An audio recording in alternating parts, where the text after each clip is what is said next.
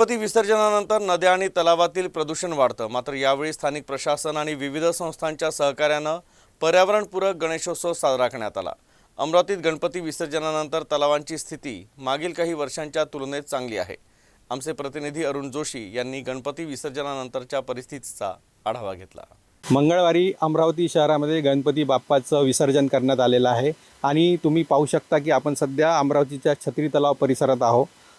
या ठिकाणी जे गणपती बाप्पाचं विसर्जन करण्यासाठी जे महानगरपालिकेच्या वतीने भाविक भक्तांची सोय करण्यात आली होती, त्यावेळीस या ठिकाणी 2 चर असे मोठमोठे या ठिकाणी तयार करण्यात आले। 3 ते 4 फूट खोल असे हे चर आहे।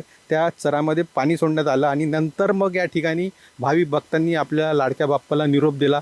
कुठेतरी पर्यावरणाचा ऱ्हास होऊ नये हे त्यामागची संकल्पना आहे आणि महानगरपालिकेने हे पर्यावरणाचा ऱ्हास होऊ नये यासाठी मोठं पाऊल उचललेलं आहे आणि त्यासाठीच या ठिकाणी आता बाप्पाचं विसर्जन करण्यासाठी भक्तांची या ठिकाणी व्यवस्था करण्यात आलेली आहे। तुम्ही पाहू शकता की सध्या या ठिकाणी काल हजारो भाविक भक्तांनी आपल्या लाडक्या बाप्पाला या ठिकाणी निरोप दिला आणि अशी व्यवस्था या ठिकाणी करण्यात आलेली आहे। अमरावती महानगरपालिकेने यावर्षी एक आवाहनसुद्धा केलं होतं की मातीच्या मूर्त्याचा गणपती बाप्पा घरात बसवा आणि त्या आव्हानाला अमरावतीकरांनी सुद्धा प्रतिसाद दिलेला होता। अमरावती शहरात जवळपास 70 ते 80 हजार मूर्ती ही महानगरपालिकेच्या वतीने या ठिकाणी उपलब्ध करून दिली होती आणि त्याच मूर्त्या भाविक भक्तांनी घरी बसवल्या आणि काल म्हणजेच मंगळवारी मोठ्या थाटामाटात आपल्या बाप्पाला निरोप दिला आणि पर्यावरणाचा ऱ्हास होऊ नये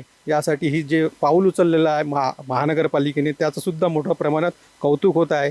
आणि अमरावती शहराचा जर विचार केला तर अमरावती शहरात ज्या ठिकाणी आता हे विसर्जन झालेलं आहे त्याच ठिकाणी बाजूनी मोठा एक तलाव आहे, त्या तलावातलं पाणी शुद्ध राहावं यासाठी या ठिकाणी गणपती बाप्पाचं हे विसर्जन करण्याची व्यवस्था महानगरपालिकेच्या वतीने करण्यात आलेली आहे।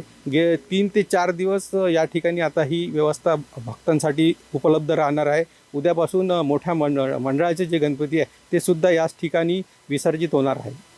Arun Joshi, UCN news, Amravati.